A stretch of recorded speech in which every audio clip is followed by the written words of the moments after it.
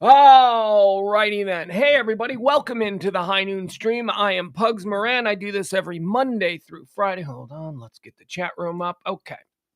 I do this every Monday through Friday. Monday through Friday at noon. I come on here and I start to stream. And what do? Well, uh, basically, this show is designed to bring you up to speed on all the things that are happening in the world today.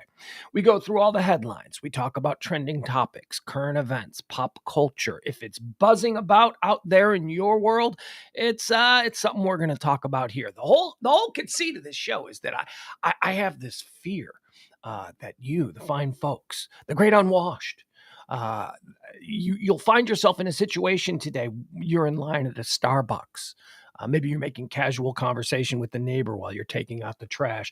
Whatever it is, I don't want you to find yourself in a situation where somebody says to you, "Hey, did you hear about?" And you're like, "No, tell me." I want you to be able to say, "Yeah, as a matter of fact, I did because I listen to High Noon with Pugs Moran every Monday through Friday at noon." Now, here's how the show works. All right, we do it in a couple of stages, right? It is all about this day. It is about first we go through the history where we okay, so these are the things that happened on this day. All right. So we're establishing a track record of what we can expect from the coming day. Then we go through some birthdays. We talk about the people who were born on this day. We celebrate their contributions. We pearl clutch over their notoriety. Sometimes bad people get talked about. And then we mourn some of the losses. So we do history, we do the births on this day, and then we mourn the losses of people who we've lost on this day. And then typically I feel pretty good about what this day has meant throughout history. And at that point, I'm comfortable moving forward into the topics of the day. All right, so you understand? So we go through the history, the births, and the mornings, and only then we get into the topics of the day. So without further ado, let's get started on that. It is high noon for the 7th day of December, year of our Lord 2022. I don't know. I hear tell 'tis a day that will live in infamy. That's what I hear. December 7th is the 341st day of the year. There are 24 days remaining until the end of the year. So as we say around these parts, get those New Year's Eve plans started. And you know what? I don't even I used to say that ironically, like back in April, I'd say there's 200 days left to get those New Year's Eve. And it was ironic. It was being silly. Now it's not silly. Now you legitimately do need to get those New Year's Eve plans started. So if you haven't, I'm very concerned about what you're going to be doing on New Year's Eve. If I'm being honest, I'm a little concerned about what I'm going to be doing on New Year's Eve too. But we'll cross that bridge when we get there. I might have something I have to do. It's very complicated. As many of you know, I have spent every New Year's Eve, except for last year, heartbreaking. I've spent 11, actually, let's just say the last 13 straight New Year's Eve. I haven't gone out. 12 of the last 13 straight New Year's Eve has just been me and my kid. And we just celebrate New Year's Eve together. We have these traditions that we do and all that stuff. Didn't do it last year. Last year was understandable. There was a bigger family event that was happening on New Year's Eve that he needed to take part in, and I completely agree with that. But this year we restart the traditions. What kind of traditions do you do on New Year's? Well, we have the annual kitchen soccer tournament. That's something that we do. Then we do some improv. Oh yeah, we do improv games. Typically we watch a football game that we don't really care about and then get into a fight about something, and he storms off and goes in the other room for about an hour. And then that leads me to about 11:40, poking my head into the room where he is and going, "Hey bud, it's almost midnight." And by that point we're not fighting anymore, and then we do our midnight stuff. So that's kind of how it goes, and I'm looking forward to those traditions. However, I might have something going on this year that I don't know that I can get out of.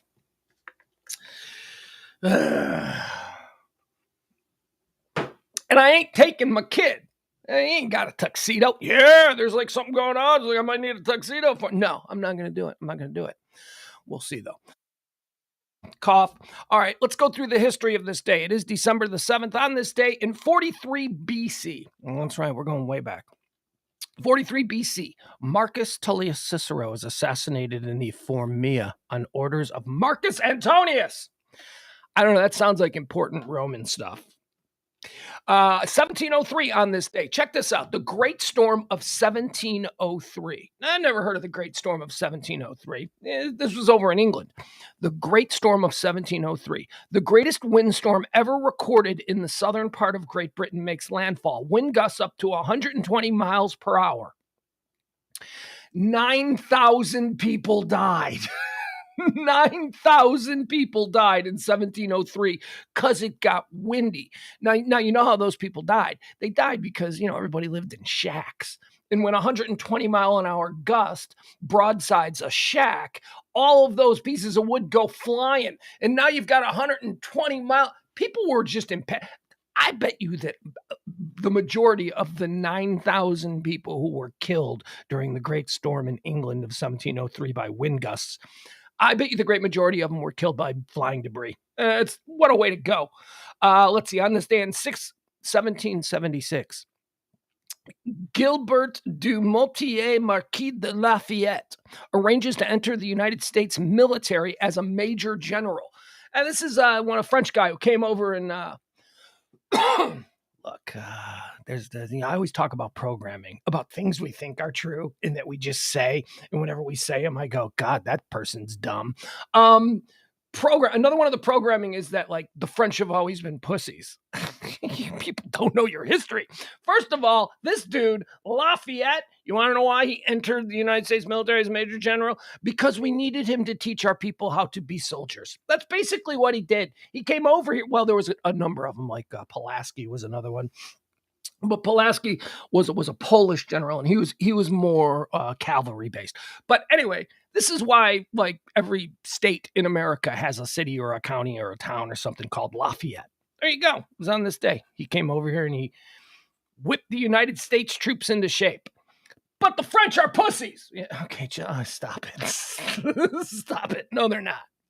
Read about the resistance in World War II. And then get back to me and tell me that the French are pussies. You're just showing your ignorance of history.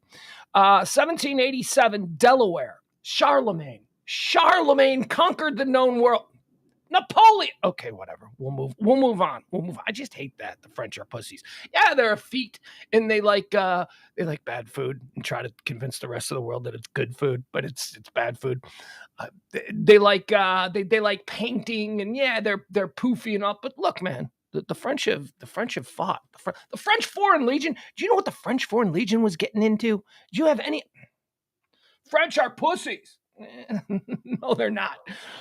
All right. Anyway, let's move on. What else do we have here? In 1787, Delaware becomes the first state to ratify the United States Constitution. Thank you, Delaware. Although I don't think it's quite the way it sounds, right? It sounds like Delaware was, hey, we're doing this. I don't care if you guys don't want to do it. And they're signing it. And then, like, everybody else had to be convinced. Nah, that's probably not what happened. What happened was there was probably a whole bunch of people representing the different states, and they had the document, and they're like, all right, let's get this thing all signed up. And somebody said, who's got the pen? And Delaware went, oh, I got the pen. Hold on, let me sign. And that's how Delaware gets to be, that's probably went down like that.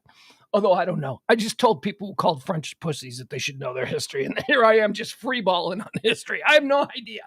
I just assume. I just think.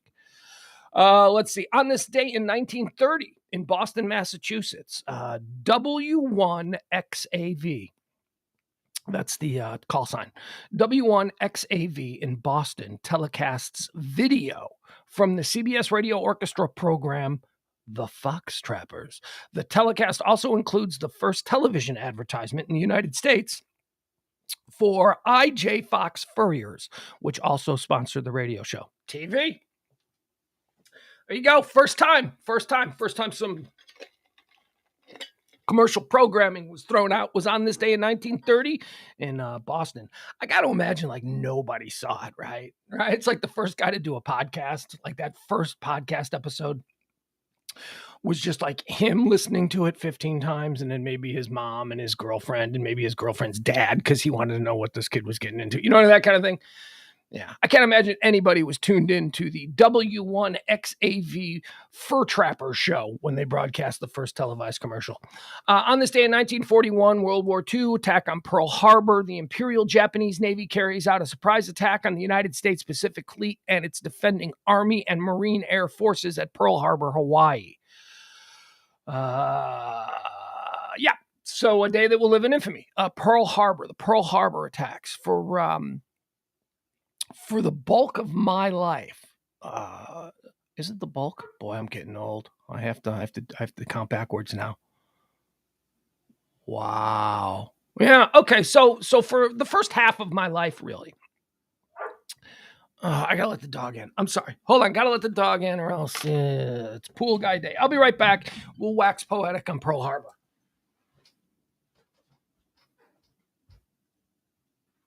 Come on, get in. Are you all muddy?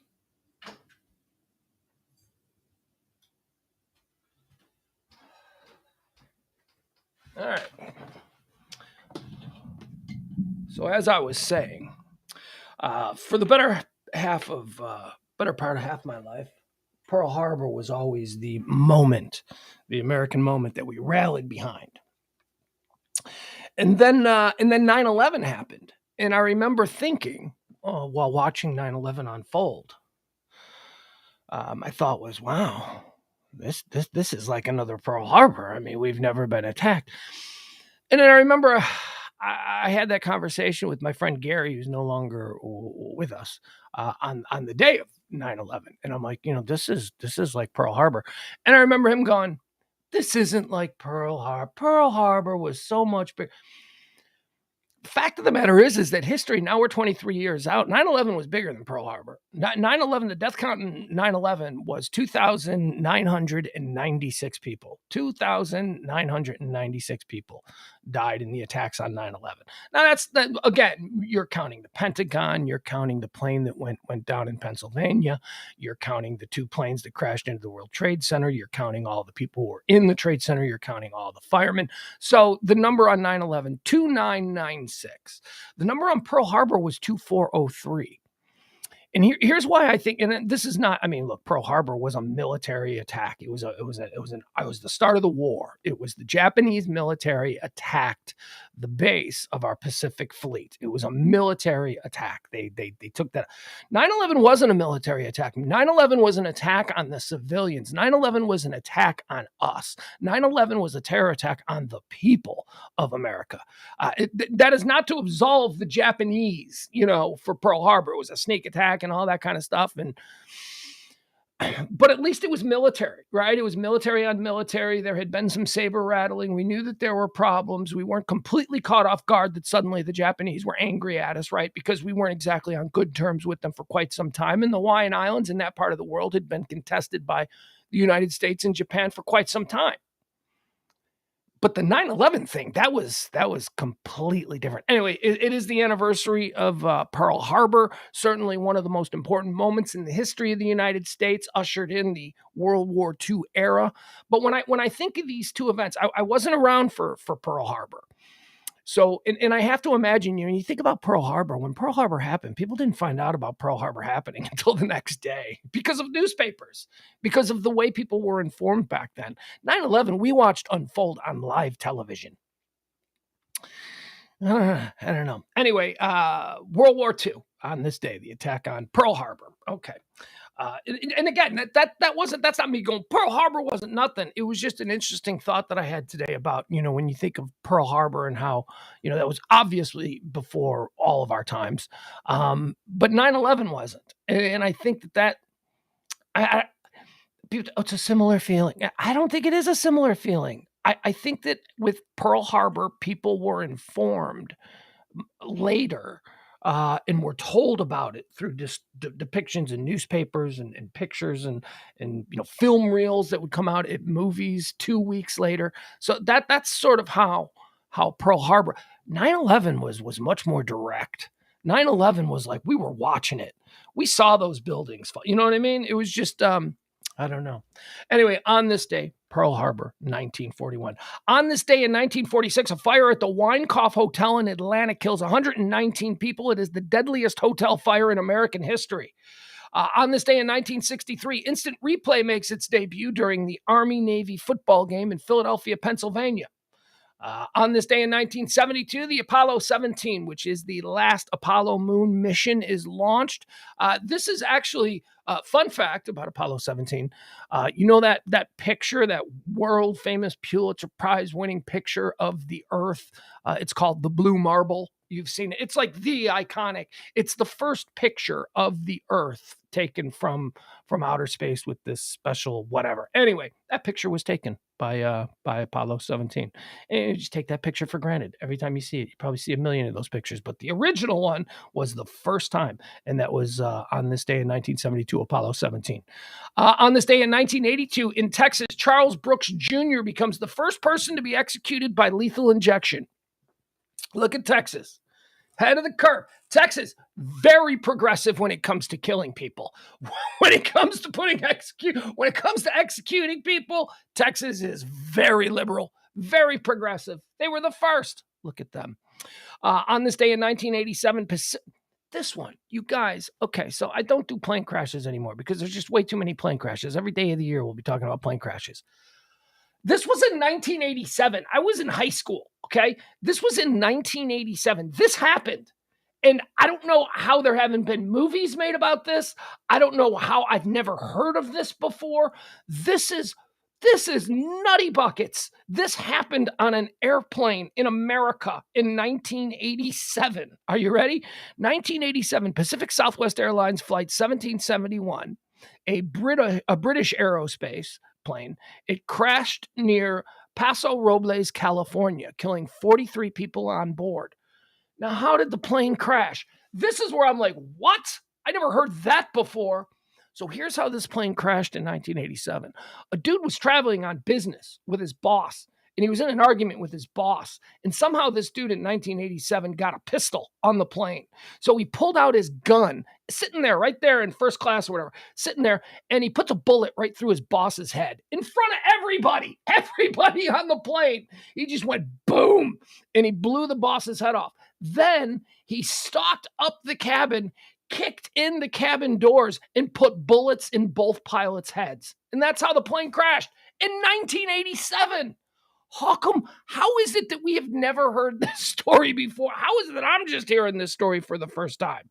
1987, Pacific Southwest Airlines crashes in California, kills 43 on board after a passenger murders his boss in the first class section and then murdered both pilots. Jeez.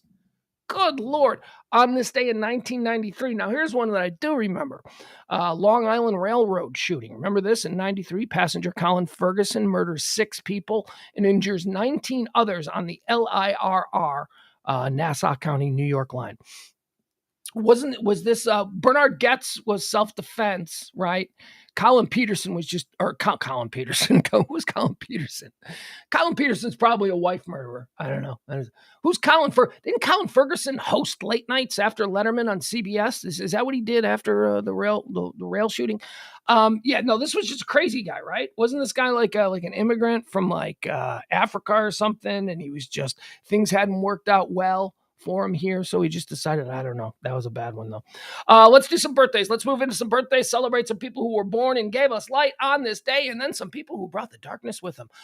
Born on this day in 1923, Ted Knight. Ted Knight, that's right. Judge Schmales from the Caddyshack movies. Ted Baxter from Mary Tyler Moore. Too Close for Comfort, right? Wasn't that his other show? Was that his show? I think it was. Maybe. Lydia Cornell played one of his daughters. I think so. Born on this day, 1923, Ted Knight. Born on this day in 1928 and still kicking it, Noam Chomsky. Noam Chomsky, American linguist and philosopher. One of the last of the great American public intellectuals. That's kind of what Noam Chomsky has been all these years. Dude's like almost 100 years old. Born on this day in 1928. Born on this day in 1942, Harry Chapin. American singer, songwriter, and guitarist. I'd like to name a whole bunch of Harry Chapin songs, but I think I get Harry Chapin confused with Jim Croce. So we're going to move on. Born on this day in 1943. That's right. Born on this day in 1943. JonBenet Ramsey. Look at that. JonBenet Ramsey, born on this day. Okay, that's her dad. Do you know she was named after her dad? Her dad's name is JonBenet Ramsey. And then the little girl was named JonBenet Ramsey. Okay, that's all right. That's all right. Although I think he goes by John Ramsey, right? When you see him, it's John Ramsey. And so they wanted to name the daughter after him. So the wife, who was probably like really pretentious, I'm guessing the wife, no, we'll just call her JonBenet, and she'll sound French. You're from Colorado. What do you mean you sound French? JonBenet Ramsey, born on this day in 1943. Tom Waits. Wow, that was loud, right? What happened there? Tom Waits. Tom Waits was born on this day. American singer, songwriter, guitarist, and actor. I don't really look. I have read the words of Tom Waits. Very cool. Tom Waits is a wordsmith, but I don't get him as a performer. He's like a weird. It's so weird. Can we just do a poetry reading? You really don't have to sing, Tom. He sings everything like this, and if you're familiar with Tom Waits, he tells these amazing stories, but it's hard to hear the details of the stories because of the way he talks. Anyway, Tom Waits, born on this day in 1949. Born on this day in 1956, Larry Bird. Oh, that's right, Larry Bird. Larry Bird represented a time when white bigots thought it was all right to be basketball fans. And then once Larry Bird's career ended, they kind of went away from this point. No, I'm kidding. Larry Bird's an asshole. He's a total asshole. I've never met the man. And you would think, because, I'm Irish and I'm all this Irish stuff, you'd think that I'd be like a big fan of like the Celtics teams of that era. No, hated those Celtics teams. Hated Larry Bird. Look, if I'm being honest, I think Larry Bird's a little overrated. I think Larry Bird was great. Larry Bird really was great. Saw his whole career. It was when I was becoming an NBA fan, right? So, I remember vividly watching Larry Bird play. Larry Bird was amazing. But I think he's overrated. I really think he's overrated. Like, a lot of times you see these people make these top 5 greatest basketball players of all time, and they try to shoehorn Larry Bird in there, and they act like they're not shoehorning him in. Like, what do you mean? Of course he's the second greatest player of all time. And you're like, what? Really? First of all, he wasn't the greatest player of his era, okay? Larry Bird was great, but Magic was better. Sorry. That's just, the way it all shook out. Larry Bird, happy birthday to you, but he's a dick. He's also, just take all of this with the idea that he's a dick. He's a jerk. He's mean to people. He's an arrogant hillbilly from French Lick, Indiana, who was really raised badly. He was really, really raised to be a piece of shit. And he kind of went on to be a piece of shit. And what happens when pieces of shit become famous and get all kinds of power? They treat people badly. And that is the reputation of Larry Bird. Born on this day in 1964, here's a guy we all know. We don't know his name. Patrick Fabian. You know who Patrick Fabian is. You know who Patrick Fabian is? He's Howard from Better Call Saul. Yeah, you watch it? Okay, so maybe we don't all know who Patrick Fabian is. But if we watch Better Call Saul, we know Howard. Howard, man. I'm telling you. All right, so no spoiler alerts, but I went through... Better Call Saul has been done now. We can talk about Better Call Saul. There's got to be a point where it's safe to talk about shit that other people... Like, I'm not going to not talk about Howard Hamlin, in the way he got done so dirty in Better Call Saul. I'm not going to not talk about that because there's like somebody out there who's, I still want to binge it. Shut up. Show's been off for like 6 months. But Howard, happy birthday, Patrick Fabian, the actor who plays Howard. Howard got done dirty. I liked Howard. I liked Howard Hamlin. I don't know how he became the target for all of Saul's rage, but he did. And Kim, Kim, like, suddenly just took all the thing. Kim Wexler took everything that was wrong in her life, and she just aimed it all at Howard for like no reason. I don't get it. Team Howard Hamlin. I think they did him dirty in Better Call Saul. All right, moving on. Born on this day in 1965, Jeffrey Wright, another amazing character actor. Jeffrey Wright. Here's what we need. We need a dude to come into the scene who is going to be competent. He is going to obviously be a specialist in this area. He's going to be smarter than everyone else in the room. We also need him to be able to play British. Can he play British? And yeah, that's it. What else are we missing? Oh yeah, he needs to be a black guy. That's Jeffrey Wright. That's anytime you have like a role where you need like a professor or somebody or some scientist or something like that, Jeffrey Wright plays that role. Jeffrey Wright is awesome. Jeffrey Wright is a great actor. Born on this day, and he's American. He's American. He often plays British guys. He often, like, I thought Jeffrey Wright was British. Turns out, no, he's American. He just plays British really well. Born on this day in 1966, C. Thomas Howell. Gen X girls, you know who he is. I don't know that anybody else does. Born on this day in 1973, Terrell Owens. Where does Terrell Owens rank on the? See, this could be a draft. I could do the Trainwreck NFL wide receivers draft. I mean, I wonder where Terrell Owens would rank in the Trainwreck wide receiver. Certainly not number one. I think the number one spot, although it's in flux, it's being challenged. The number one spot, I think, for Trainwreck NFL wide receivers has still got to be Ray Caruth. Ray Caruth, Carolina Panthers. He was a big star the first couple of years in the league, and then he murdered his pregnant girlfriend, and now he's in jail. So Ray Caruth is there at number one. Antonio Brown is closing, and Antonio Brown is definitely number two in the draft of NFL wide receiver train wrecks. So if we got Ray Caruth, the convicted murderer monster, at number one, and then we're going to put Antonio Brown sneaking in there at number two, where does T.O. fit? T.O. was, and you know, but you also have Keyshawn, right? So you got Michael Irvin to a degree. And you know what? I mean, Michael was kind of a problem off the field sometimes. Ocho Cinco, was Ocho Cinco ever a problem? I don't think Ocho Cinco was ever a problem. I just think he had a funny name. Beckham, Odell Beckham, is he a problem? He's kind of a troublemaker, but yeah, I don't know. Let's go with number three. There you go. Let's go with number three. All right. Congratulations, Terrell Owen. You are tentatively number three on the biggest NFL wide receiver train wrecks. And happy birthday to you. Happy birthday, born on this day in 1987. Oh, geez. Okay, this is a sad birthday. This one, I just realized this. I started reading it, and then I'm like, oh, yeah, that's right, this one. Born on this day in 1987, American singer, songwriter, rapper, dancer, and actor, Aaron Carter. Aaron Carter, ladies and gentlemen. Born on this day in 1987. Died last week. Died last week in a bathtub, or 2 weeks ago, maybe. Tragic.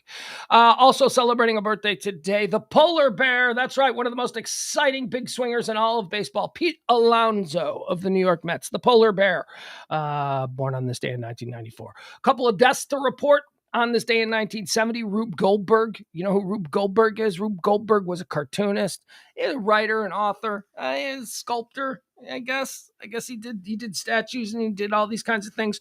Have you ever heard of the Rube Goldberg machine? A Rube Goldberg machine is a term that we now use to identify something that is unnecessarily complicated, like something that is just so.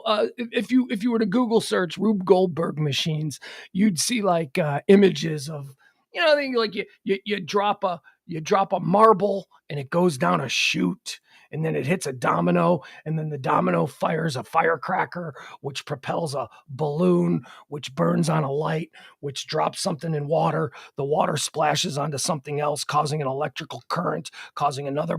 That's a Rube Goldberg machine, like Mousetrap, the game Mousetrap. Okay, the game Mousetrap was a Rube Goldberg machine. There you go. So that's what he was famous for. He created these unnecessarily complicated machines as a joke. It was comedy. And it was also satire. It was to sort of poke fun at people who think that they're smarter than everybody else. Born on this, or dead on this day in 1980, Darby Crash and a young guy named Pap Smear formed a band back in the late 70s called The Germs. The Germs are still considered one of the great American punk rock bands of all time, although I think they're absolute hot garbage. The Germs are appreciated, and Darby Crash was the lead singer, and Pap Smear, of course, went on to be in Nirvana and the Foo Fighters and all of that. But on this day, Darby Crash in 1980, OD'd. What a shock. Dead on this day in 2011, also from a heroin overdose, Harry Morgan. Colonel Potter from MASH. That's right. Colonel Potter from MASH died on this day in a flop house in Vegas. No, he didn't. Harry Morgan was an old man. He died. He lived a long, long life. He was almost 100 years old. Colonel Potter. Here's one that we're celebrating, and I realized this coincidentally as I was getting dressed this morning. Dead on this day in, we're not celebrating. That's right. We're mourning this one. Dead on this day in 2020, the great Dick Allen. Ladies and gentlemen, the great Dick Allen. Let's show my Dick Allen shirt. This is like my favorite baseball shirt. Dick Allen. Dick Allen, one of my favorite White Sox players of all time. Used to smoke in the dugout and then win batting titles and crank 400-foot home runs with a cigarette in his hand. Dick Allen, you don't know his name because he was treated a bit unfairly, but dead on this day in 2020, another American hero, Chuck Yeager, Brigadier General Chuck Yeager. He was featured in the. I first came to know Brigadier General Chuck Yeager from The Right Stuff. Right, he was in The Right Stuff. He was the astronaut that everyone's not an astronaut. Chuck Yeager was not an astronaut. Was not allowed to be an astronaut. Why? What was it about Chuck Yeager that he wasn't allowed to be an astronaut? I don't remember what the exact reason was, but all of the other Mercury astronauts were like, Chuck Yeager's the best astronaut. Why can't he be an astronaut? No, because he's not an astronaut, but he's the best pilot. Chuck Yeager, dead on this day in 2020. He was also, remember he did, was it batteries? It was batteries, right? I'm Brigadier General Chuck Yeager, and when I need my car to start in cold weather, remember he used to do those commercials? What were those? I'm Brigadier General. I just remember he was a man, boy. All these Hollywood bullshit people, right? All these dudes you see streaming now. It was like, I'm a man, the Liver King, whoever, Joe Rogan, I'm a man. Alex Jones, I'm being a man. Chuck Yeager was a fucking man. Chuck Yeager was a man, not Alex Jones. Excuse me. Anyway, moving on. Let's get into, do you feel like we understand the day? We've gone through the events, the history. We've gone through the births. We've gone through the deaths. Are you ready to get into the topics? Are you ready to do what today is all about? All right, let's do that. First and foremost, trending headlines, all the buzz. Georgia, I'm leaving. On a midnight plane to Houston. Did you know that was originally what that song was called? Midnight Plane to Houston. Did you also know that it was written about Farrah Fawcett? That's right. Midnight Train to Georgia was actually written as a song called Midnight Plane to Houston, and it was inspired by a conversation the songwriter, Jim Weatherly, had with his friend, young actress Farrah Fawcett, on the phone. He said, hey, let's go do this thing. And she said, I can't because I'm leaving on a midnight plane to Houston. And he went and he wrote a song about an actress who was leaving Hollywood, except he changed it to a dude because he wanted to sing it. So he turned it into like the perspective of a guy. But anyway, this is all fun facts that we don't need to be talking about. But can you tell that I don't want to talk about Herschel Walker in the Senate race? Yeah, I don't. So I'm talking about Midnight Train to Georgia, which, as I've already stated, was originally Midnight Plane to Houston. Okay, Georgia. So they had their little senatorial thing, whatever. You had Warnock, and then you had Walker, and Warnock won. Here's Dems now firmly control the Senate. They don't even need the vice president to be involved, so whatever. Do you know what happened? Do you guys realize what happened here over the course of the last year and a half or so since the 2020 election? We used to have, and I use all these colors, we used to have red in the White House, red controlling the Senate, and blue controlling the House. Now we have red controlling the House, blue controlling the Senate, and blue controlling the executive. We just flipped. It's we're going to have the exact same kind of nonsense. It just flipped. We just, everybody moved around a little bit. And there's still not going to be any I guess like the House now is like, oh, we're going to do all this stuff and we're going to impeach Biden. Yeah, you will. You will, but it'll just be like last time. There's not going to be a conviction in the Senate. So what are you doing? You're just wasting everybody's time. We want it on record. Okay, all right. It's your duty. You can do that.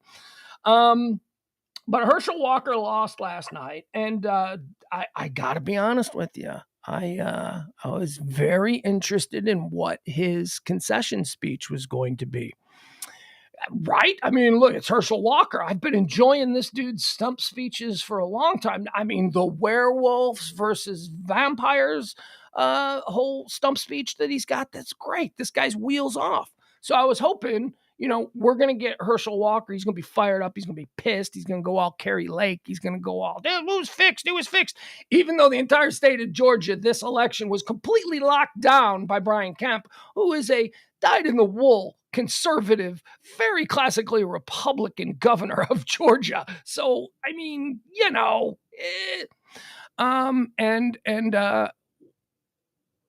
Walker did make a speech last night, which I was talking to my buddy E last night, and he's like, he ain't gonna come out and talk.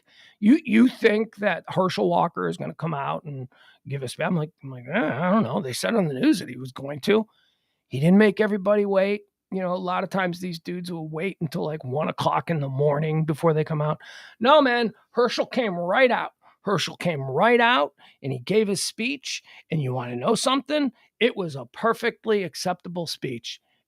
There was nothing wrong with the concession speech that Herschel Walker came out. He said he lost. He admitted that he was moving on. He congratulated Warnock or what. Actually, I don't know that he went that far, but he did all the right things. He compelled all of us to come together, which, I can't imagine anybody in the room that he was talking to would feel that way. But here's what I was struck by with Herschel Walker's speech. He seemed really sad. Like he seemed really heartbroken. And that really came across. Now, you can be like, ha, good. F that guy. All right, that's fine. That's your prerogative. You can feel that way. And, there was a part of me that was kind of going, you dummy. You should never have been involved in this level of life. You're Herschel Walker, man. You should have enough money to just go live on a ranch somewhere and shoot things. That should be what you do. That should be your life. You're Herschel Walker. You know what I mean? But no, he was, I believe, hornswoggled by a bunch of powerful people down there in Georgia and convinced to run. And he did. And they pumped him up and they made him believe all kinds of things. And now what we saw last night was Herschel Walker up there on stage realizing that he lost and that all of this that he has just been through, the endless public humiliation, people calling him stupid, people knowing all about all of his sexual dalliances, his own son who began the election right there, giving stump speeches with him, Christian Walker, his son won't even talk to him anymore. He's lost his son. He claimed he had a decent relationship with his son's mother, a nice relationship. They won't talk to each other. And last night, Herschel Walker was up there on stage all alone. And I think that he was like, man, they did me dirty. They convinced me to do something. And now what? Now what is there for me? He's not going back into politics. He said as much. He said, I'm done. I'm leaving. This was the greatest experience of my life. It was all very nice. And now, the selfish part of me wanted him to break bad and go a little crazy because I like to sit there watching TV, giggling to myself at night. But that's not what we saw. What we saw was a man that was, I don't want to say beaten, and I don't want that to be used in sort of like, the parlance of a sports, like a win or lose. But he looked sad. He looked very sad. And there you have it. So we won't have old Herschel Walker to kick around anymore, I hope anyway. Christian Walker is also trending. Christian Walker is cutting videos about his dad, and Christian Walker is still pissed at his dad, even though he's lost. Oh, excuse me. Oh, my goodness. I'm so sorry. That came out of nowhere. Let's see here. Christian Walker is essentially saying all the things that I just said. Christian Walker is saying that these people humiliated his father, that these people saw a guy that they could use, and they used him. And And then, Herschel Walker's son also. What Herschel Walker's son did do that I thought was interesting was that he made one of the videos that he made that's out there circulating right now. You can see it if you really want to see it.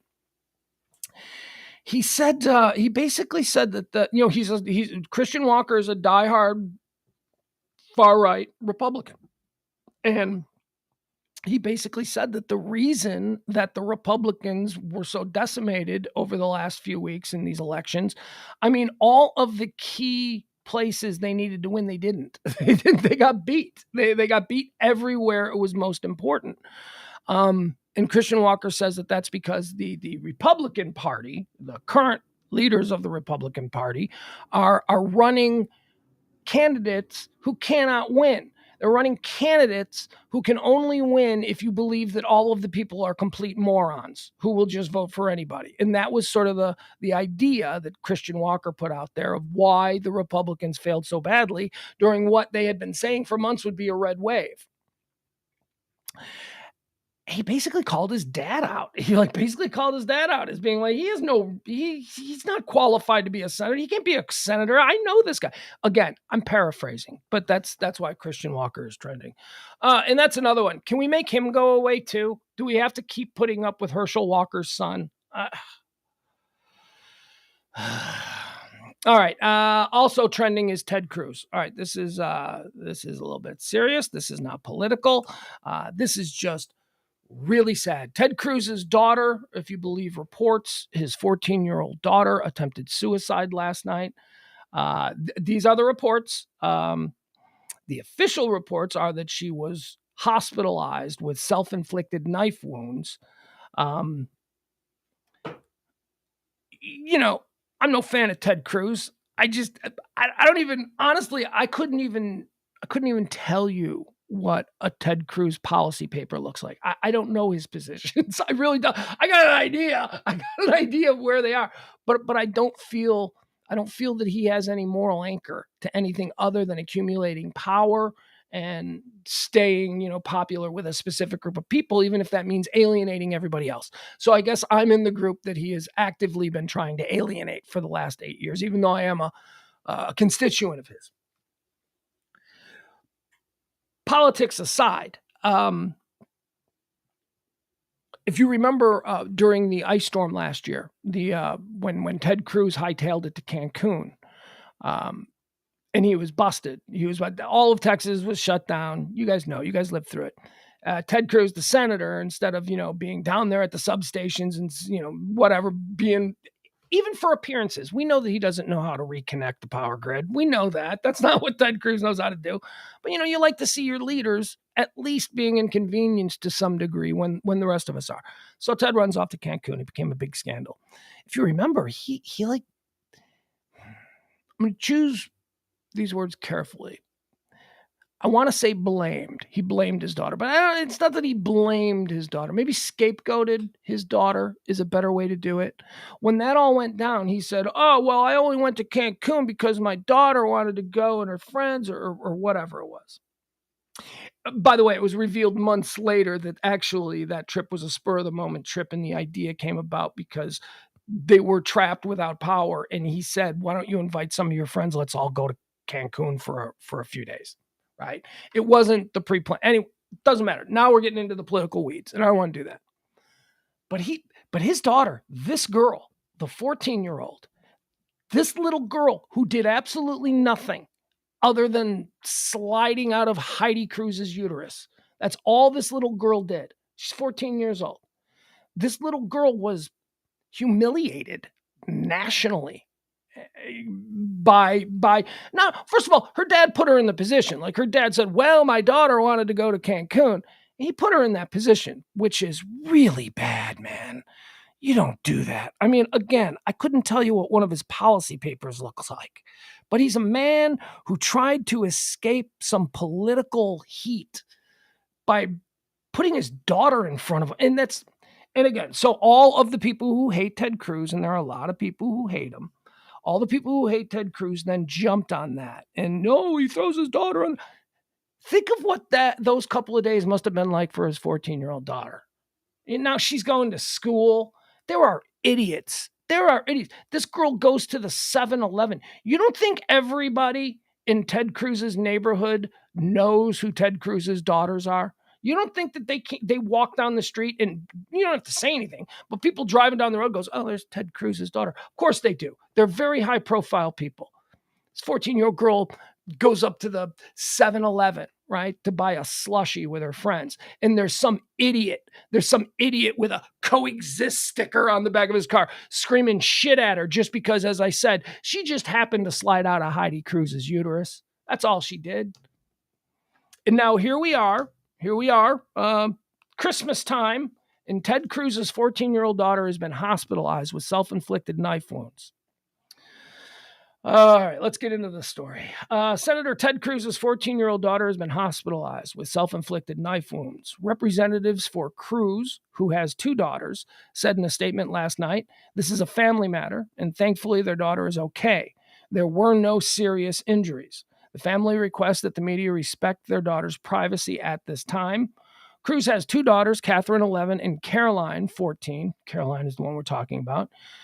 Houston police received a call to the family's home shortly before 8 p.m. on Tuesday night. I'm looking at some pictures now of the Cruz home, decorated beautifully for Christmas. Cruz was not home at the time, as he is currently in Washington, D.C., and it is unknown if he will travel home following the incident. Not there. Well, look, he's a senator, right? So he should have been home. Oh, shut up. He's a senator. You can't treat him like he's a local accountant, okay? He should have been home. He's a United States senator, okay? And he has been for the majority of his children's life. Maybe that puts a strain on your ability as a father to be the best father possible. Maybe. I don't know. Probably. I mean, I imagine not being. But let's not pretend like he should have been home. No, he shouldn't have. He's a United States senator and a very high-profile one, and he should have been doing his job. Maybe he shouldn't have kids if he wants to be a high-profile United States senator, right? There you go. That's the choice that he and Heidi Cruz made. This is terrible. Anyway, we're going to move on, and nothing but the best for old Caroline Cruz. She didn't deserve any of this. I just think about, how mean people are and how high profile she is and how polarizing her father has. And it's not like her father is like, what? What did I say? Her father knows exactly what he's saying. Her father knows exactly that he's being divisive, and he knows that he's rattling cages, and he also knows that he's got to send his 11 and 14-year-old kids out into the world after he's stirred up all the idiots. I mean, I don't know, man. I don't know. This guy he's not a dude. He's not a dude. And I would absolutely vote for I would vote for a Republican senator from Texas. Absolutely. Impress me. Tell me what you got. That's not a thing. I'm not like a party loyalist in any way, shape, or form. I don't have any huge problems with Cornyn, who, as it turns out, lives right down the street. I don't have a problem with Cornyn. I don't. Cruz seems like an asshole. Remember how we were talking about Larry Bird? And I was like, Cruz is an asshole. Look, there are people who are assholes. That's all. It has nothing to do with his politics. He's an asshole. You know who else is an asshole? Schumer. I think Chuck Schumer's an asshole. I do. That guy, oh God, that guy, he's so condescending. So what I'm saying is it's not a party thing. I can pick and choose people in both parties who I think are total assholes. Ted Cruz is an asshole. Ted Cruz is an asshole. That's all I'm saying. A dude said that his father, I say a dude, we know who we're talking about. We're talking about Trump. A dude said that his father was probably involved in the murder of Kennedy and then said that his wife was ugly. And Ted Cruz became like a sycophant for that dude. Like, could you imagine that? Ladies, think about this. Think about you're just even in like a much smaller public area, and your husband declares public, and then another man in your group goes, "Hey, Ted, is this your wife? Man, she's ugly." Like, that's basically how it would be. And then you find out, like, a couple days later that Ted's new best friend is the guy that just called you ugly, and he didn't stand up for you. He didn't say, I mean, come on, those are things. He's an asshole. He's an asshole. Why? because all he cares about is political power. That's all. All he cares about is political power, not even wide-ranging political power. He just cares about political power in his specific lane. And I think that the way he operates probably has something to do with what he's experiencing with his 14-year-old daughter, who did nothing wrong, who did absolutely nothing wrong. We've seen that with these people. We've seen it with these politicians who have embraced extreme points of view. We saw it with Kellyanne Conway's daughter. Kellyanne Conway's daughter went through hell. And also, I don't know. Anyway, somehow I got disconnected. Are we still streaming? Well, Leslie, I know it's not just about Cancun, but I'm not really going to go into all of that stuff. I'm just trying to add a little bit of context to who this girl was. All right, let's move on. Let's see. Okay, so here's the other thing that is making me nuts. Here, I'm going to have to pull this up over here. For some reason, I just got knocked offline on the computer that I use. And it's not finding it. No Wi-Fi networks have been found. Okay, so how can I do this? Let's see. We'll have to do this over here. It's all right. We got a backup, folks. We got a backup plan. Also trending today is the Idaho murders. All right, now pull this up. Yeah, why not? We'll pull this up here. So the Idaho college murders, we talked about it a couple of weeks ago. 4 kids were slaughtered in their home on the campus of the University of Idaho. 2 girls, 21 years old, another girl, 20, and her boyfriend, 20. Kaylee, what are their names? I can't think of their names. Kaylee Conclaves, Ethan, oh man, I suck. Ethan Chapin was the boy. I'm sorry. Anyway, I can't pull it up. I'm trying to pull it up, but my bad. 4 college kids murdered in the middle of the night 3 weeks ago. We're going on a month. We're going to be a month out in a town of like 2,500 people, a small rural community on the campus of the University of Idaho. 4 beautiful young people slaughtered in their sleep. And it's been 3 weeks. And it's like, we don't have a clue what's going on here. Nothing. No suspects. No, I'm telling you, I don't understand. Is it because it's Christmas season? People are distracted by other things. This is a much more fascinating and interesting mystery than the Gabby Petito thing. We all knew that. We all knew Gabby Petito, but we were all, oh my God, that was like we were magnetized to that story. This story at the University of Idaho, man, are you kidding me?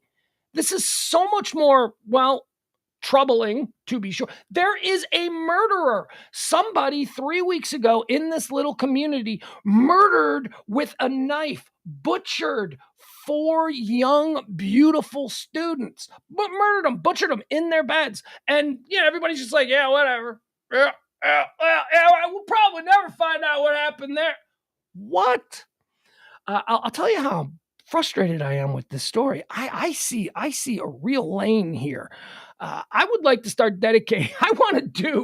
Isn't there a lane for a podcast or a daily stream that just solely focuses on this story? Because I don't know that anybody is as freaked out by it as I am. There is a knife-wielding murderer running around in Idaho slaughtering pretty young girls, and I can't believe that it's not leading the newscasts of every freaking news outlet in the world. It's crazy to me.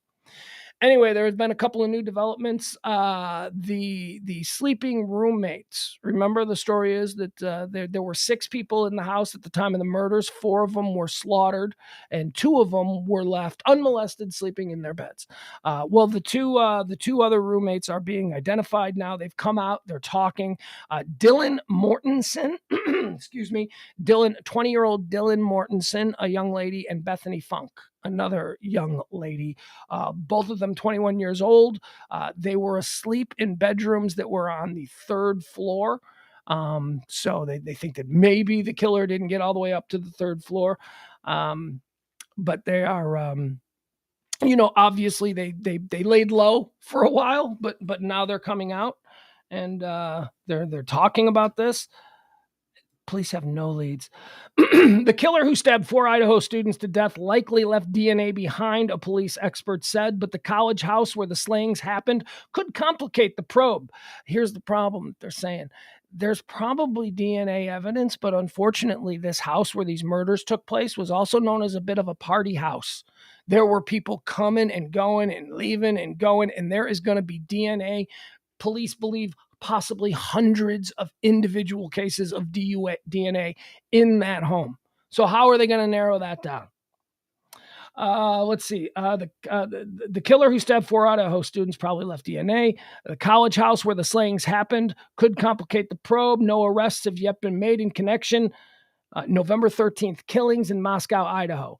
The on-the-loose killer responsible for stabbing 4 University of Idaho students to death likely left DNA behind, but the college house where the slayings happened could complicate the probe. This according to police experts. And also, again, this is one of those situations where, you've got Moscow, Idaho. Is there a Moscow, Idaho police department? And then is there a second University of Idaho police department? A lot of times universities will have their own police forces. Who responded to this? Does the Moscow, Idaho police department even have a crime scene specialist? Do they have somebody who is, I can't imagine. They haven't had a murder in this town in decades. So anyway, this is an absolutely crazy story. Here, let me see. Let me see if there's anything. All right. Anyway, we don't need that. There we go. All right. Alex Jones is trending. I hate to do this one. Alex Jones is trending because Alex Jones is now going on other people's podcasts and saying that he thinks that he's trying. I don't get it. Alex Jones is trying to distance himself from white nationalist Nick Fuentes and Kanye. You remember last week, Kanye and Nick Fuentes went on Alex Jones's show. It was very weird. Kanye was dressed in like a gimp suit. It was very bizarre. Well, Kanye went on, of course, and said all kinds of Nazi crazy stuff. And now Alex Jones is going around to other people's podcasts trying to make them believe that he's not a Nazi. I don't like Nazis. I hate Nazis. So he's doing all that. And in doing so, he's throwing Kanye and Nick Fuentes under the bus, saying that they have an oddly homoerotic fascination with Hitler. So, there you go. Getting the gays involved. Alex Jones thinks that the way that Kanye and this other dude are into Hitler is very kind of gay, as Tony Soprano might say. Trump org is trending. Don't really want to go into this, but I think you guys know Trump org was convicted on all 17 charges yesterday. It is all business stuff, fraud, tax evasion, blah, blah, blah, blah, blah. This is all the shit that falls firmly at the doorstep of that Alan Weisselberg guy. Alan Weisselberg, the old man who runs all the shit for Trump and his kids, and, he's going to take the fall and whatever. I don't know, but there you go. Trump org has been found guilty on all 17 charges.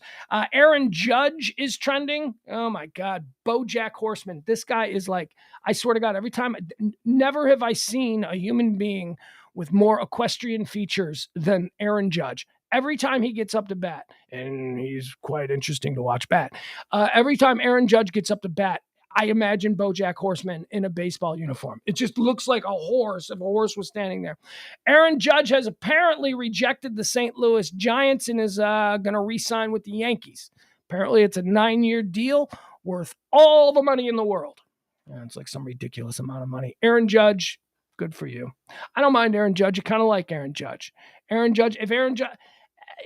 I would have liked to have seen him left the Yankees because although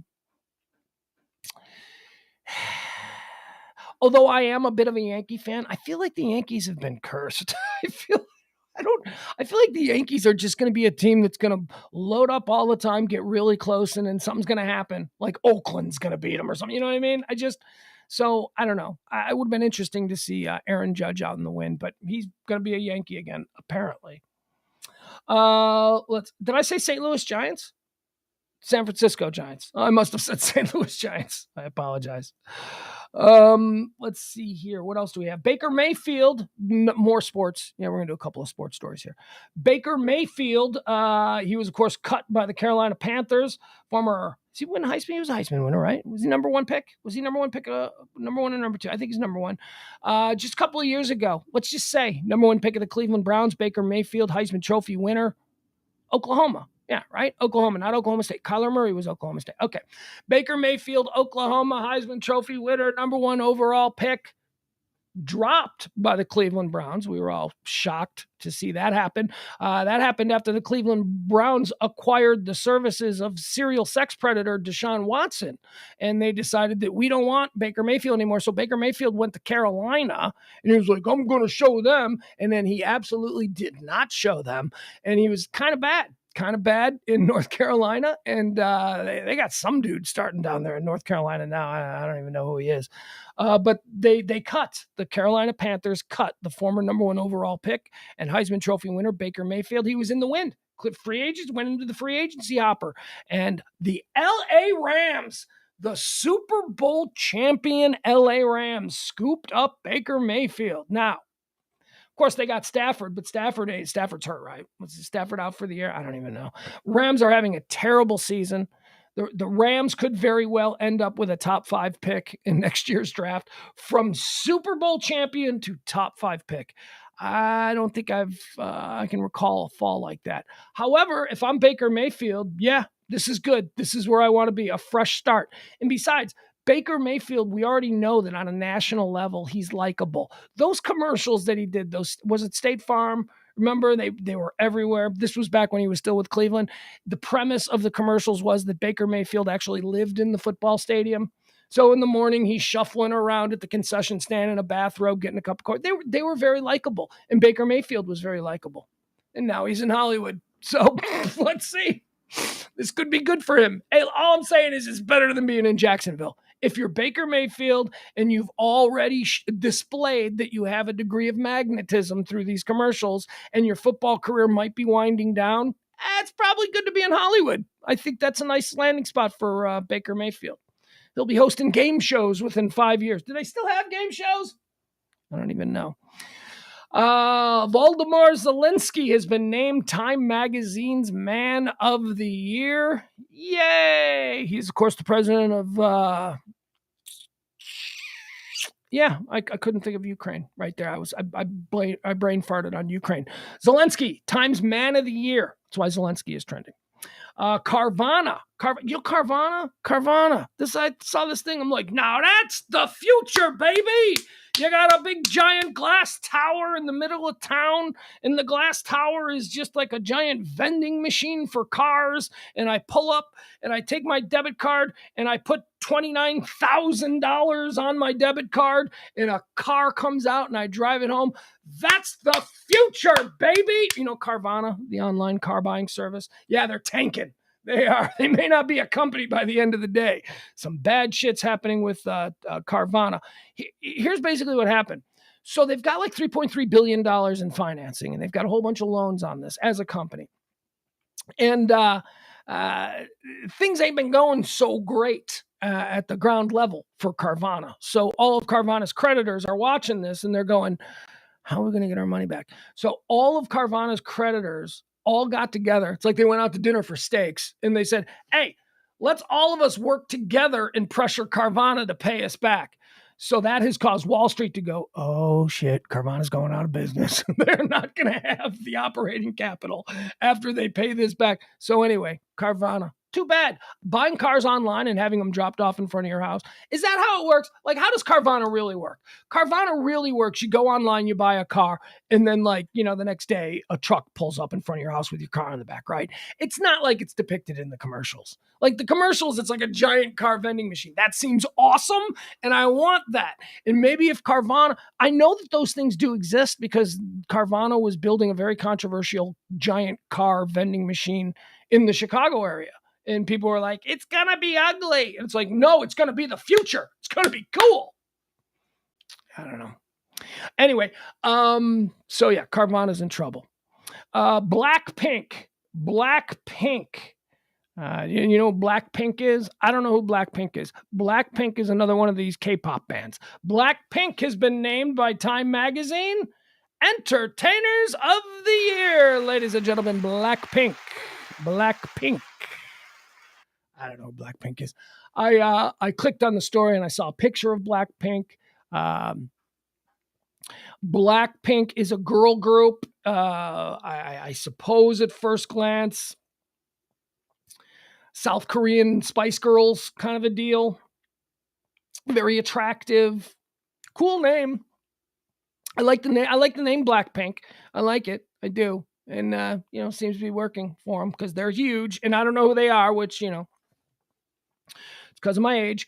Blackpink, Time Magazine's Entertainers of the Year. McDonald's is trending. McDonald's is trending because apparently they're giving away 50-cent double cheeseburgers on the app if you have the McDonald's app, and I do, and I love the double cheeseburger. The double cheeseburger from McDonald's is just a ball of meat. It's just like a meatball of like a softball of meat.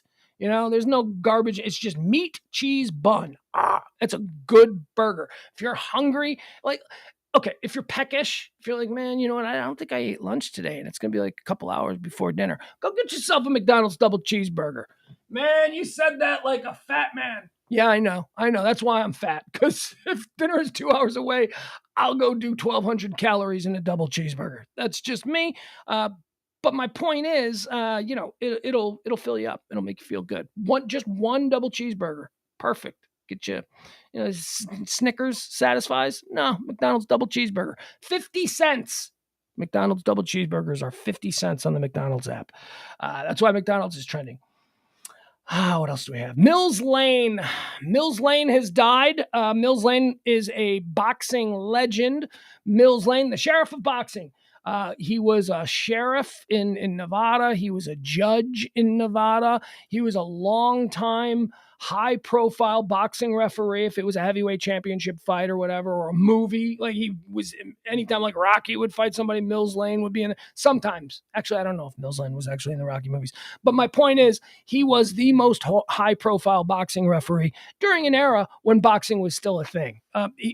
Case in point, he was the boxing referee that was in the ring for the Tyson Holyfield ear biting.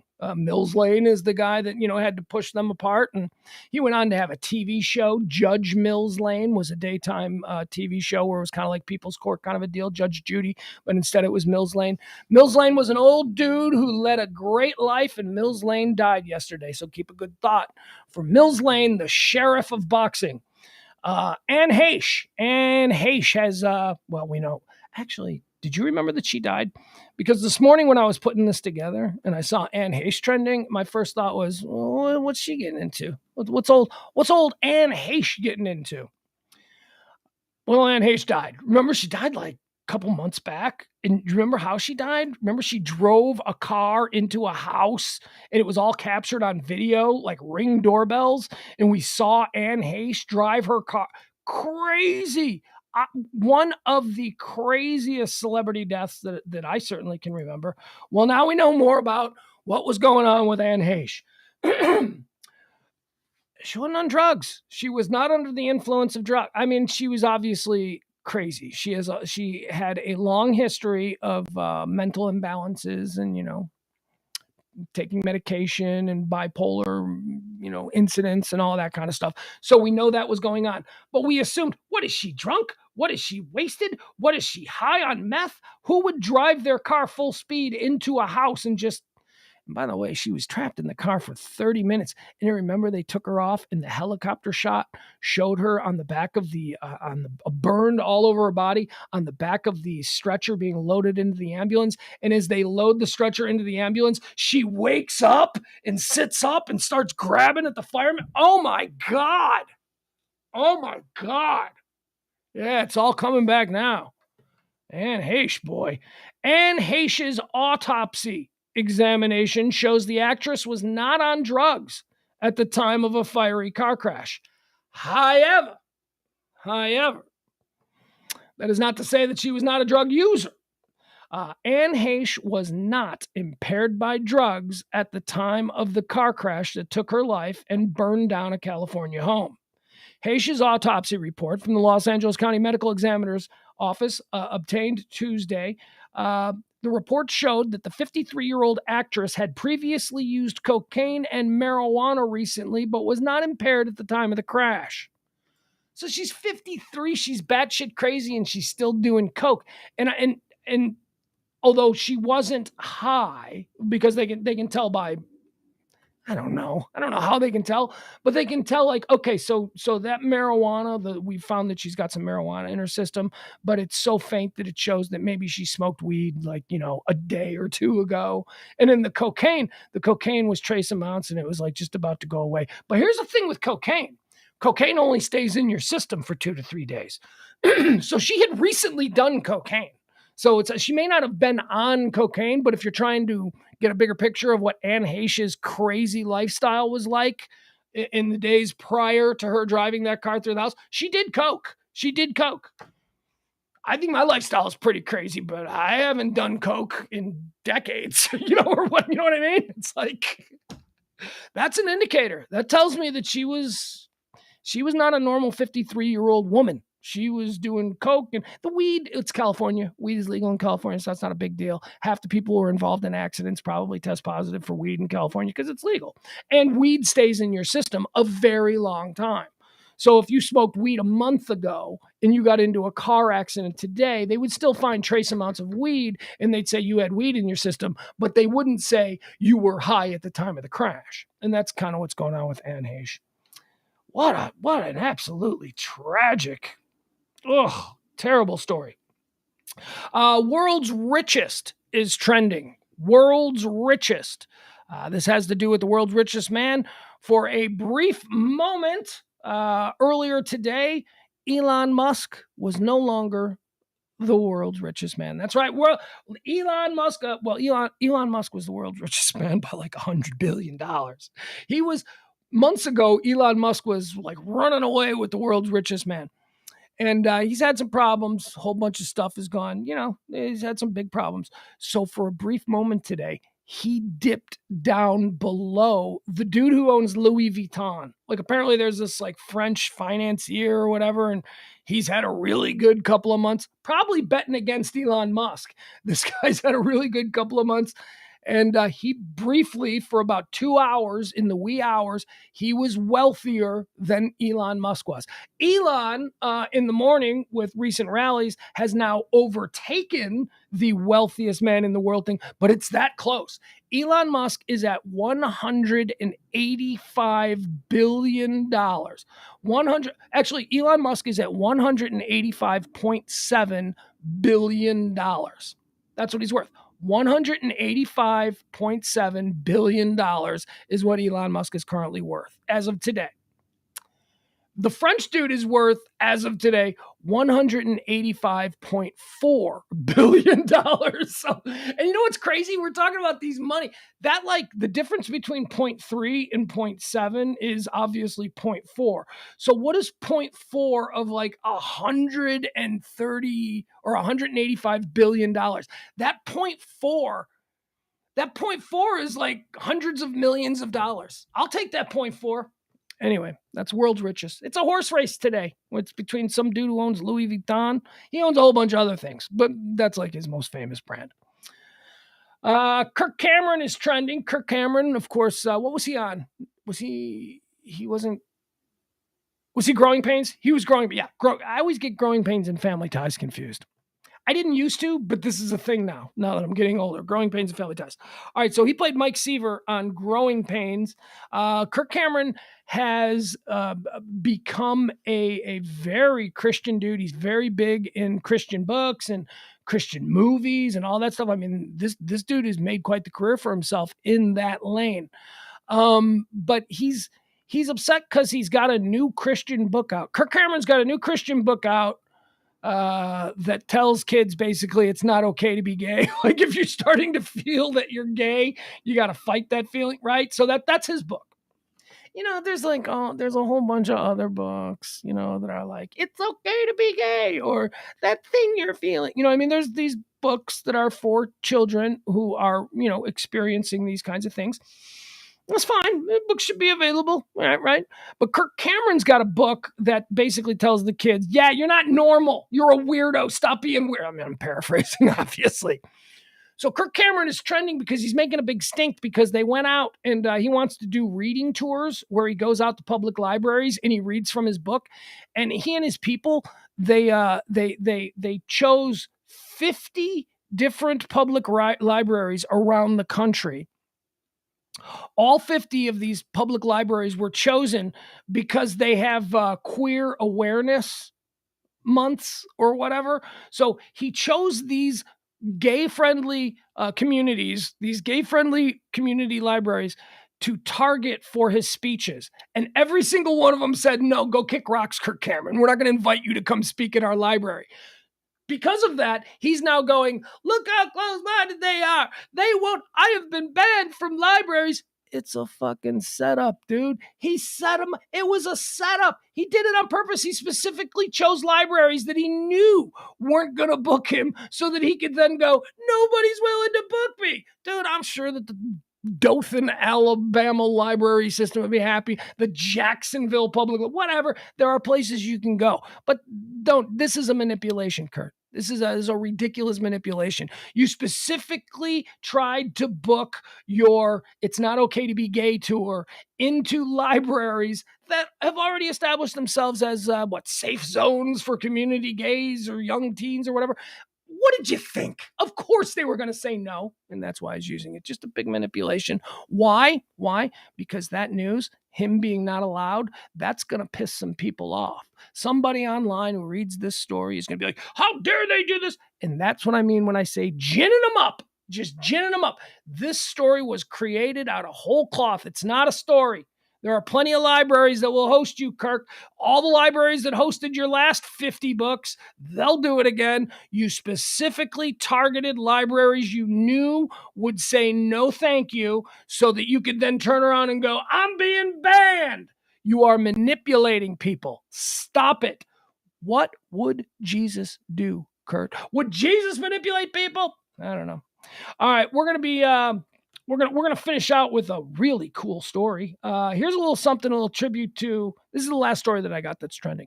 This is a little something for my boy James. We do Pillow Talk every night at 9 p.m. We didn't do Pillow Talk last night because James had a last minute thing come up and he had to cancel. And I was like, well, shit, everything I got is supposed to be for you and me. I don't want to do. So that's why we got his wife got a flight delay or something. He had to take her to the airport. I don't know, whatever it was. We apologize. Tonight, join us, me and Parker, Pugs and Parker, proudly present Pillow Talk tonight at 9 o'clock. James Parker, of course, does the very successful podcast Florida Stories. He does the Florida Stories segment on a number of radio stations across the country. And here's a story for James. This is a Florida man story that broke this morning. And I am telling you, and Jeff Ballard. I'm going to talk about the story now. And you know what? I will bring it back and talk about it with James, because this is a James story. But I thought people who don't listen to the nighttime show and do listen to this show might get a kick out of this story as well. So if it's all right with my friend Jeff Ballard, who does not like it when I do the same topics on both shows, I'm just going to do both topics. Here we go. Or both shows going to get the same topic. A Florida man went on a deranged rampage in which he had sex with a dog in front of a horrified family.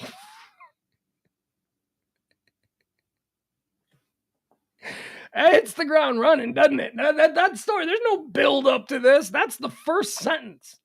A Florida man went on a deranged rampage in which he had sex with a dog in front of a horrified family. And then he destroyed a church nativity while trying to escape from the angry mob. Okay, so dude's having sex with a dog in public. Oh, gets better. He was walking his friend's dog. This dude took his friend's dog for a walk, then had sex with it right there in front of people. And then when the people were like, hey, stop having sex with that dog, he ran, they chased him, and he bumbled through a church nativity scene. This could be like the greatest Florida man story of all time. Chad Morrison, 36. That's right. You probably thought he was just like a screwed up little 19-year-old. Maybe this will be the big moment in his life where this screwed up 19-year-old gets the help. And by the time he's in his 30s, he can be a normal person because he's getting the help now. Nope. This 36. This dude is 36, has never received a lick of help. I can't imagine this is the first thing that he's ever done. Chad Mason, 36, allegedly began his sick crime spree while walking a friend's Labradoodle. I didn't need to know the breed of the dog, although it does help when I'm imagining it. Chad Mason, 36, allegedly began the sick crime spree while walking his friend's Labradoodle Friday in a quiet neighborhood in Clearwater. At one point, he began fornicating with the animal in full view of several spectators, including a child. An adult confronted him during the act, and he ran towards the nearby Northwoods Presbyterian Church, where he toppled through a Christmas nativity scene and smashed several potted plants that had been put out for the display. All right. When he was confronted by someone at the apartment complex there, he ran from the scene and began to wreak havoc in the surrounding area. Chad Mason was arrested for having sex with a dog and destroying church property. He is now in Pinellas County Jail. Mason then destroyed a mailbox and even tried to steal a car to make his getaway. Several witnesses called 911 and responding police units located him nearby before taking him into custody. Mason is now facing a slew of criminal counts, including lewd, exhibition, and criminal mischief at a place of worship. He bonded out of jail and will appear in court later this month. He's free. He got out. They let him out. This dude is back in the community. This dude is back in the dog walking game. Hey, let's get a look at him, right? Don't you want to see what this guy looks like? What do you think this guy looks like? 36-year-old Chad Mason. What are you thinking? I got to tell you, I didn't think he looked like this, but here he is. This is him. Are you ready? Boom, look at him. Here's what I don't get about old Chad Mason here. 36-year-old man takes his buddy's Labradoodle out for a walk, bangs it right there in front of the church nativity and a bunch of onlookers. Then gets into an argument with one of the dads who's like, don't have sex with that dog in front of the nativity, or whatever the dad said. He runs through, tries to steal a car. This guy's awesome. Look at him. I mean, he's awesome in a totally incorrect use of the word awesome. He's the opposite of awesome. This guy, he's awesomely interesting. I'll give him that. Look at him. Here's also what I don't get. This is a mental disorder. There is something very, very wrong going on between this dude's ears. Because look at him, he looks kind of normal, right? I mean, he looks dirtbaggy, right? If my daughter brought this guy home, I'd be like, oh God, oh, this guy's gonna be trouble. Like he doesn't look. He looks like trouble, but he doesn't look like obnoxiously outside the realm of normal trouble. I mean, he looks like there's a bunch of dudes that look like him, right? That's what I'm saying. I wouldn't peg him for a dog banger. I would think that he has girlfriends. He looks like he could probably get girlfriends. I don't. So that's why we'll close it out by just acknowledging that he's probably got some mental problems and suffered a little bit of a break. All right, let's take a look at Twitter. Let's see what's trending since we signed on today, see if there's anything new that I need to discuss. And then we'll just go on about our business. That'll be the day. The day we'll call it a day. And then we'll come back at 9:00 for Pugs and Parker. Pearl Harbor is trending. That's good. Very nice. Von Miller is trending. Von Miller, Buffalo Bills. Von Miller's out for the season. He went through ACL. I feel bad for the Buffalo Bills. You know what I feel bad for? If you'll indulge me, a couple of seconds on this season's NFL. Two teams that I always root for. Not always. One team I always root for. The other team only when it doesn't affect my team. Buffalo Bills and Minnesota Vikings. Minnesota Vikings are in my team's division, so I don't root for them all the time. But when my team is out, been eliminated, I rarely will root for other teams in my team's division as a Chicago Bear fan. So that means I don't typically root for the Lions or the Packers or the Vikings, but I do root for the Vikings when the Bears are not in any kind of contention.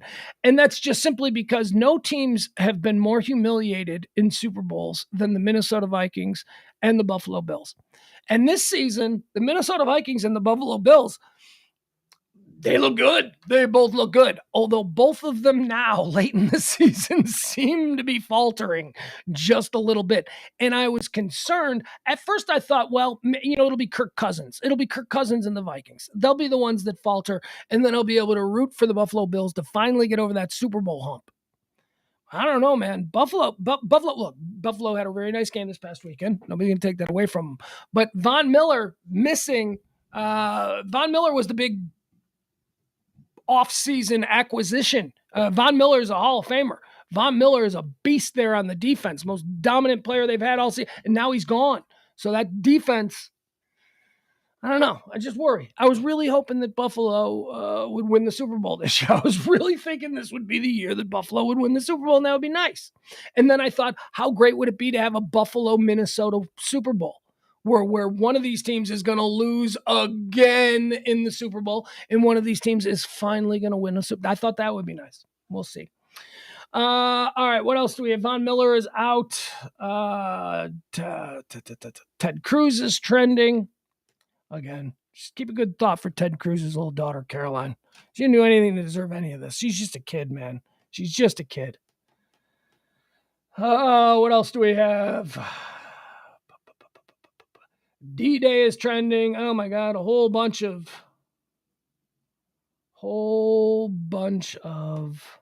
political stuff. And we don't really like to get into the political stuff if we can avoid it. Wait a second. Okay, why is Trump Tower trending? Trump Tower is trending. Something happening at Trump Tower? Let's see. Or is it just because, all